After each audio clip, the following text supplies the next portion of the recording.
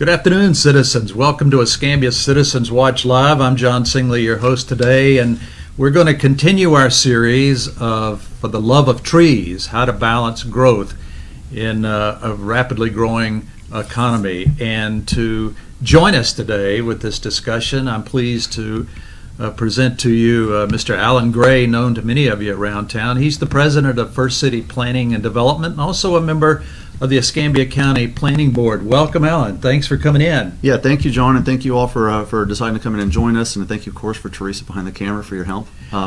It's very fun to be here with you guys, and it's a neat format where we can sort of, it's the best way to communicate, in my opinion, is to actually look at someone in the face and say, hey, here's what we're talking about, here's what we're doing, and it's a great platform with which to communicate, so I'm glad to be here. Last week we had a citizen on who's advocating for stronger tree protection within the county, and I think she also has proposed creating a subdivision, an urban part of the county and a non-urban part of the county. But we thought it was a good idea to talk to a professional planner to learn a little bit more about what goes into making good public policy for all the interests that are involved in trees. Alan, tell us a little bit about your background.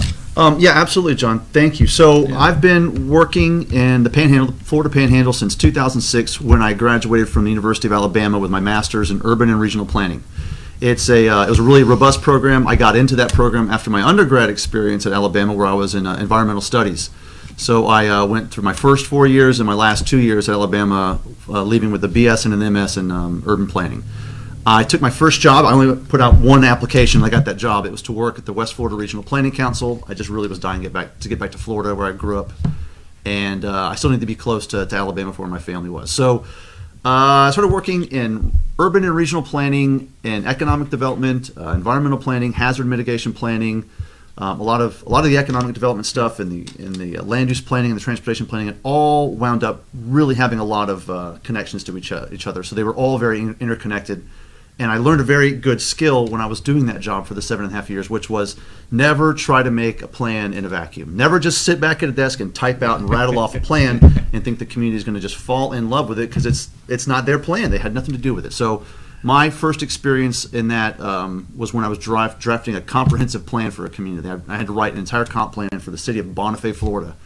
And they didn't have much input. There was no one in the town that really knew much about planning, so I had to basically do it in a vacuum. And by the time I came to adopt the thing, I ran into trouble because some of the developer interest and some of the other interest, environmental interest, didn't have any ownership of the plan, so we had to push pause, take it easy, and slow down the adoption process. But we did get it adopted, and we did get it approved.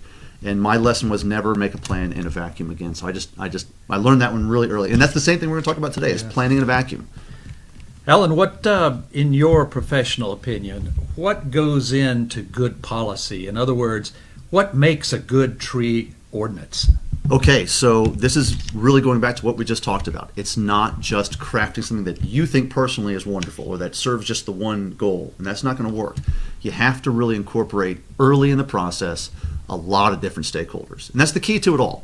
So you're going to have developer interest, you're going to have environmental interest, you're going to have some other folks that might be, I don't know, they just really can't stand to see, I don't know, the wrong kind of trees being out there. So they want a different kind of tree out there. They like I can't remember how many times I heard Earl Bowden talk about how the palm tree isn't native to Florida or native to Pensacola. And he had it out for the palm tree. It was really funny. Even though on Earl Bowden Way there's a ton of palm trees. Really ironic to me. But it's just that you got to have a lot of stakeholders involved in the conversation very early. And that's the key. That's the key to making anything work, is in knowing which stakeholders to really invite and make sure that they're all there. And that makes it so much easier on your lawmakers, who then have to adopt these plans in the public. So if they've got a strong, grassroots movement behind a product, they usually have a lot easier time adopting it, and it's a lot less skin off their back in the end. You brought some pictures in to talk to today. Yeah, I did. Let's see what you got. Might be able to pull those up. So this is just a fun image. This is my backyard in our place in Canada, and I thought this would be a really nice thing to show, because this image, again, it's a GoPro on the bottom of a drone, and you can still see the legs of the drone. Sorry about that, bad cropping on my part. But the cool thing is this is a look northward from our place in Canada.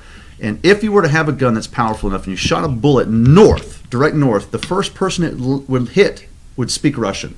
There's not a single person living north of where our camp is, in the middle of nowhere, and the entire place is covered in all kinds of different, conifer and deciduous, lowland, upland, you name it, and it's all incredible. all of that right there is protected because it's called crown land in Canada. In other words, it can't be developed. Nothing can be done about it. You can't go cut that wood. You can't harvest it. It has to just sit there and grow. And that's the lovely aspect of this. The bottom of the screen, you can see a little bit of rock. That's the back of our property line. So that mountain is the back of what we've got. And so it's just a really incredible spot to see. And I want to juxtapose that with the next image. I'm going to bring it up. Hopefully, nope, I'm going to bring it to this next one. This image here. And I think that we had Margaret Hostetter. Am I saying it correct, John? Yes. Margaret Hostetter. Yeah. She was talking about an urban boundary, and I'm going to relate that back to that picture a minute ago. She's talking about an urban boundary where you can see kind of here in this image that kind of grayish or earthy tone is pretty much our urban service boundary, if you will. That's about the end and the extent of where the urbanity of Pensacola MSA has extended to. It goes out past Bellevue. It's down into Warrington. Obviously, it hugs the water's edge, which we'll talk about in a second, why that's important. And it's pushing on up into the Inslee, Gonzales, and Cantonment area now. It's where the growth pressure is pushing it. And as that development encroaches on the natural environment, we're going to come to be at odds with the natural environment. These are going to be your coyotes and your wildland, your wild animals, of course, also trees.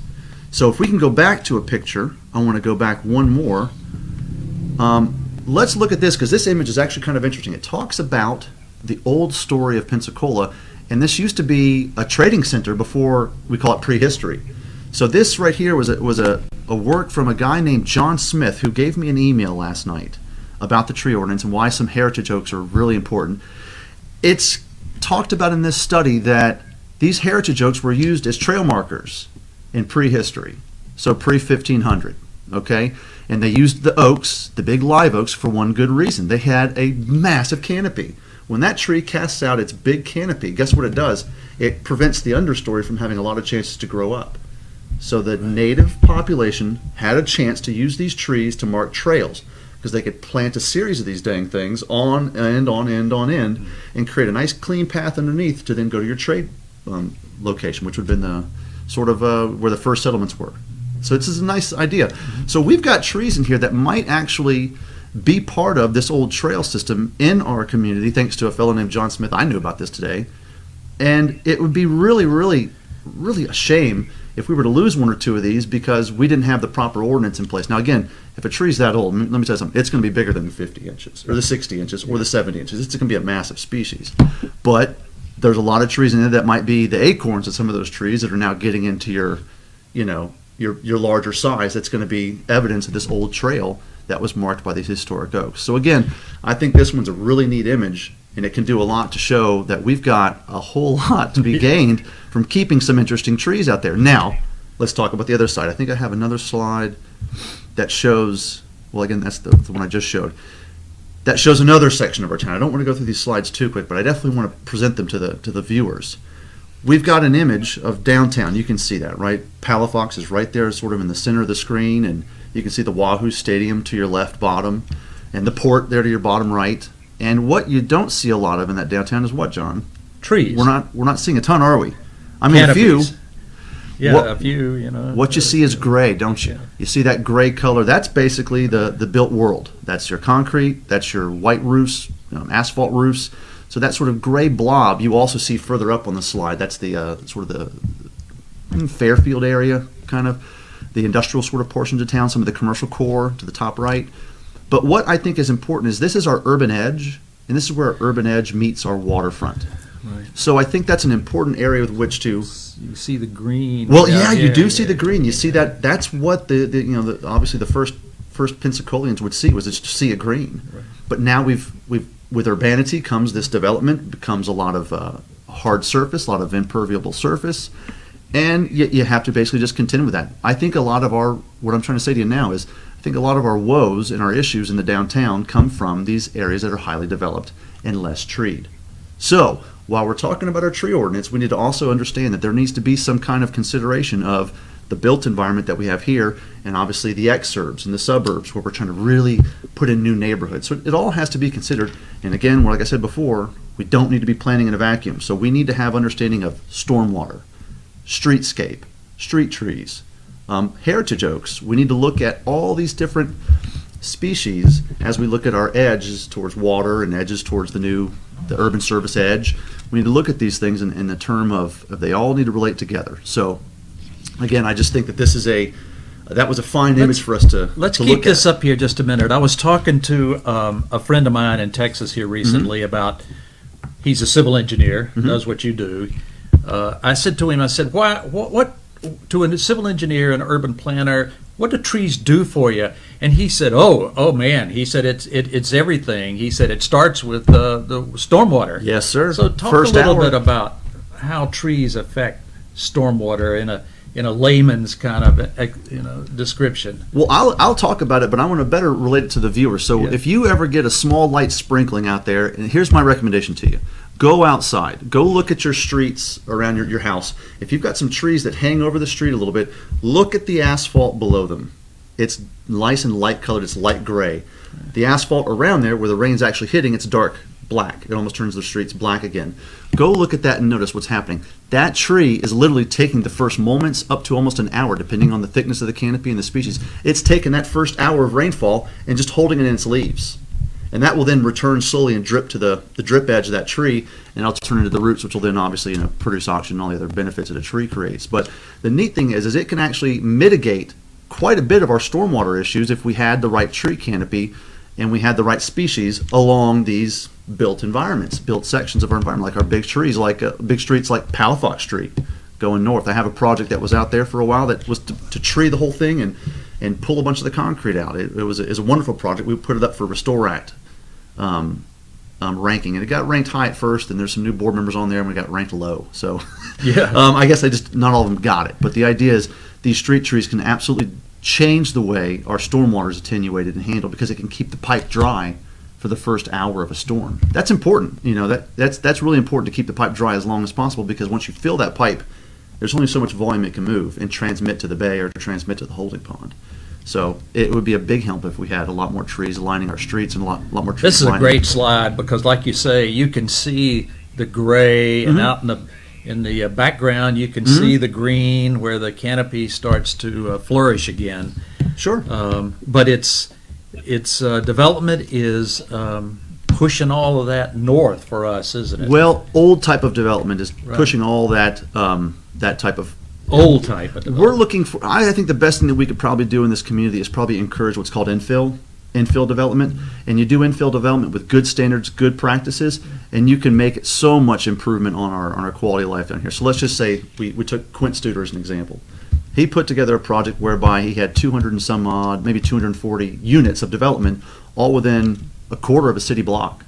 He didn't even use the Right. entire block. Yeah. Some of it's parking lot, some of it's parking deck, some of it's commercial. So he didn't even use a full block of downtown, and he was able to incorporate living space for 200 and some people. So imagine your typical, off of Fairfield or maybe off of Mobile Highway, typical neighborhood's about 200 people, and think about the area it takes to do that. There's just a lot to be said for moving your development pressure inward. It takes on a whole lot more sense when you do it that way. It's a lot less money to protect them, a lot less money to protect them from fire. It's just a cheaper way to develop. But again, we're not going to always do that. It's You've gonna got happen. some other slides here. We do have some other slides here. I wanted to show also. This is an interesting one. Teresa, So what does this tell us here? Well, this is kind of an interesting one. Teresa picked up on this one a minute ago as to where this was. I'm going to let the viewers sort of look at it for a minute, but I'll go ahead and ruin the surprise, I guess. This is in East Hill. This is on 14th Ave in North on East Hill. And this is where there's a really brilliant looking, I know that's a live oak. And one way I can tell it's a live oak is the street isn't busted up around it. But that live oak is basically parted the way of the street. The city decided to go ahead and pave the street around that tree and let that tree stay. I think it makes a really great, it's a statement of the ethic. That tree was worth saving, so they had enough right-of-way. You can see the edges of the sidewalk on each side of that picture. They had plenty of right-of-way. They went ahead and just diverted the street around it. It does a wonder of things for that street. It takes the whole idea of street calming and traffic calming to absolute perfection. I mean, that's really done well. I mean, you look at what, again, we bring his name up, what Quint Studer and that bunch did with the Woonerf on Intendencia Street between Jefferson and Tarragona. They left a space in the middle of the street for a tree, and it's beautiful. It's a wonderful tree. And again, it's kind of a fun thing. People think that the word Woonerf means street tree. It's not a street tree. It means a portion of your street that actually behaves like a crosswalk. And it's a large portion of a street that behaves just like the crosswalk. In other words, who has right-of-way? Pedestrians and bicyclists. Yeah, and I notice walking there from the garage over to the YMCA, there's not a lot of traffic through there, and if it is, I don't know about that. It is much slower. It's slow traffic. Yeah. I know a lot of people that won't leave downtown without crossing through that street just to experience it once or twice. Every time they go, and my office is right across the street from it, so I see it all the time. There is a lot of traffic, but it's slow traffic. I think the one thing you won't see on that street is a traffic death with pedestrian versus vehicle. Whereas we're seeing them almost weekly, right? Right. Every 2 months, every 2 weeks on Cervantes, where it's a very fast street. So this is obviously is a live oak. We all know that. This whole idea that's in the tree law in the county, maybe in the city as well, is of heritage trees. Yes, sir. Are those just live oak trees? No, there's a whole list. There's laurel oak, magnolia, live oak. I mean, there's a whole litany of trees, which longleaf pine, of trees with which we think that at some certain point we need to go ahead and preserve that tree. It's in its last maybe quarter of its life, or maybe last 100 years of its life. But from now forth, it's going to be protected. And if it's not protected, there's a lot of there's mitigation for it. So if you do take the tree, you have to mitigate it by planting 10 more.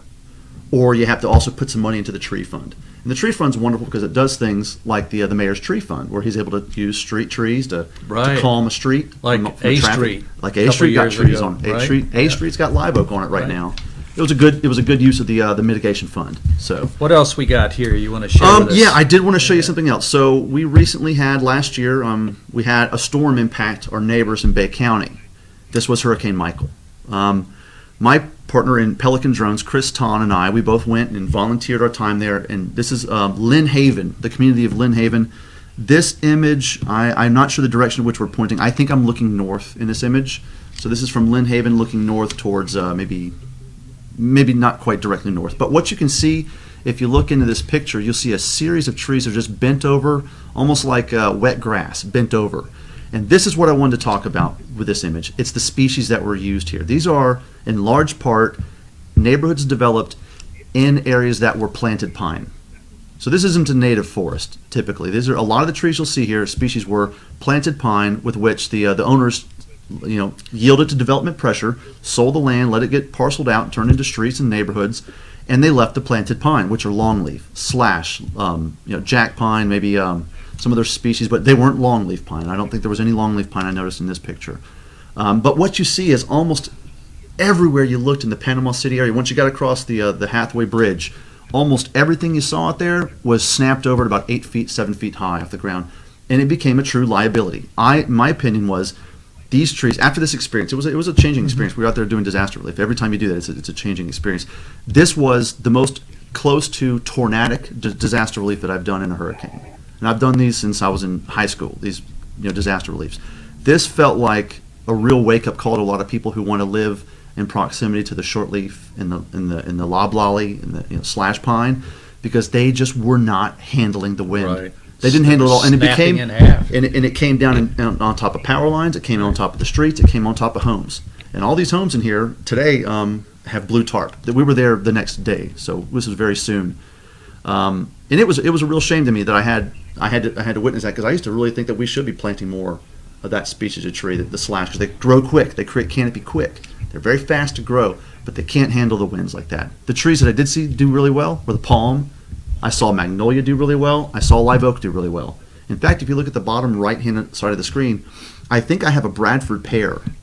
Now I'm pointing at it to you here, John, and you can see it. But, I could just down to those the lower people right-hand watching, corner. I think that's a Bradford pear on the other side of that white-roofed building, and you see all the snapped trees to the left of that white-roofed building.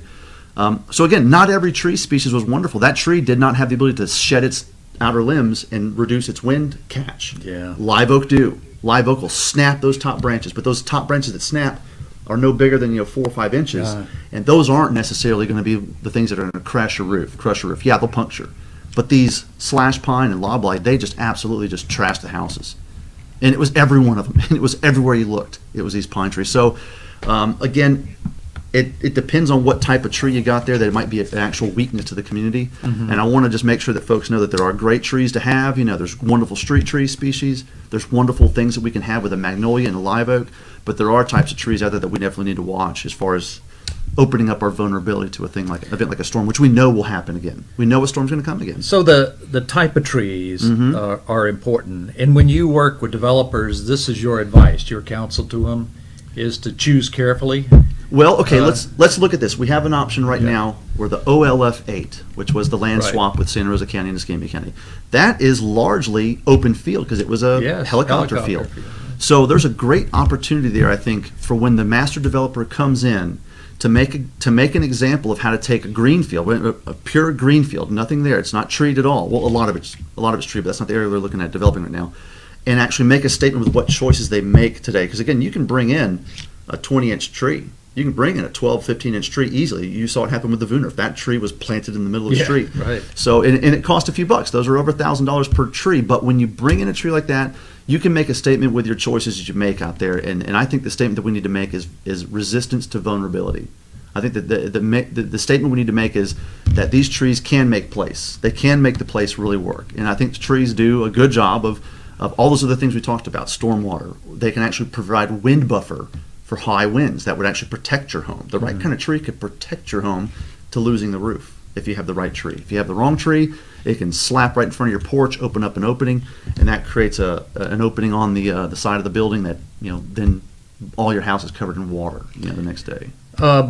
Some of the people who say that the county's law needs to be strengthened like to talk about developers clear-cutting parcels. Does the current law incentivize developers to do that? In other words, are the penalties for removal such that it's cheaper for the developer just to pay the penalty and move on? Is that, I don't want to put you on the spot here. It's a not easy question to answer. Yeah. Okay, so when you say some, yes, some developers will take that attitude. I think there are some developers, I spoke to some today on this very topic, and they've chosen to go way beyond the ordinance that's required of them because they know the value of those species of trees. They know that they can create a more established look of a neighborhood if they've got established trees in the neighborhood. So when they're putting their plan together for the neighborhood and you're laying out your plat and you're laying out your street diagrammatics, and you can look at that, you obviously have also a tree survey document. That document is right there in front of you on your table. And if you can make choices whereby you've preserved these trees, obviously by law you have to preserve some of them, but you can actually choose to preserve several more. You're doing a great service because you're actually going to turn better profit on those properties because you actually can increase the value of property by having larger trees present and the right trees present. Alan, you mentioned earlier that in your experience, getting these laws and developments, everything correct, is a inclusive process, that it works best when all the stakeholders, I don't mean to use that word, but it's a good word. Everybody's involved in helping make the right decision. So that's right. when the county thinks about tree ordinances in here, how do we achieve that balance? Do you open up the development proceedings to a wider audience? Do you take the discussions into the neighborhoods? How, in your opinion, would we do better at that? Okay, so this is kind of interesting that you bring this up now because tomorrow, I don't know when this is actually going to be broadcasting today, but tomorrow we have this item up for discussion at the Planning Board. I serve on the Escambia County Planning Board. I'm the at-large member, and I think I've been on there for 15 months now. So I was appointed maybe 15 months ago to serve on this committee, this planning committee. We have it up for us to discuss, and we're talking about this because the Board of County Commissioners asked that it become an item for us to discuss at Planning Board. So tomorrow morning at 8:30, we're gonna begin our meeting. It's a quasi-judicial meeting at the beginning, but we will quickly move on to the actual the normal part of the normal agenda. And we have, I know for a fact, we're going to have several people talking. Margaret Hostetter, who's been the advocate for the increasing or decreasing the catch of the net that keeps the trees. I look at I'm sorry, let me rephrase that. We talk about the net, what type of net you're going to catch, and if she's got such big trees that only catches 112 species of 112 trees in the whole county, that's not really doing too much. So if you decrease the size of the net, decrease the holes in the net, you can catch maybe 500 trees. So I think that what her proposal she's bringing at this meeting, which I'm discussing, will be to decrease the size of the holes in the net. In other words, it can't just be a tree that's 5 feet wide. It needs to be maybe a tree that's maybe it's 4, maybe it's 3, maybe it's whatever the county or the city's at 34 inches, I believe. So I think her discussion is a proper discussion. I think we do need to look at that because I think that currently 60 inches might be a little bit hard on our trees, might be a little bit hard on the trees that we want to protect. So I think there is time for discussion to be had. I think it's also important at that meeting, and I hope we're going to have more discussions on it at different dates, at that meeting where we can actually talk to developers so we can know, what the building association thinks and maybe what our county arborist. I haven't even heard from, and I think Jimmy Jarrett is still our county arborist, but I haven't heard from her, and I want to know what that expert thinks about this. I want to know what my engineers think about it. I want to know what my stormwater experts think about it. And I think that if we can bring all those groups together, then we're not having a discussion in a vacuum. Right. And we're not trying to solve a problem in a vacuum. I was talking over the weekend with the director of the county's community and media relations department, and I asked her, and she said, yeah, the planning board tomorrow will be televised on My Escambia, on the ECTV, My Escambia. So if you're interested in this topic, be on the lookout for that. Go to My Escambia. I believe that Escambia Citizens Watch will also share a link to that as well. And what time? It starts early, 8:30. But again, we've got yeah. quasi judicial. Yeah. So if you're running late, that's fine. You'll miss some of the quasi judicial hearings where we're going to be talking with an actual applicant. But the normal agenda starts probably maybe an hour to 2 hours after that. So you'll be fine if you're late. Alan Gray, President, First City Planning and Development, member of the Escambia County Planning Board. Thank you for joining with us today. Thank I you, know John. a lot more than I did 20 minutes ago, and I hope you citizens did as well. That was Alan, 20 once minutes? again, yeah. That seemed fast. Yeah, thank you very much for coming down today. Yeah, thank you. Hope you all come to the meeting tomorrow. We didn't get any questions, huh? I thought we were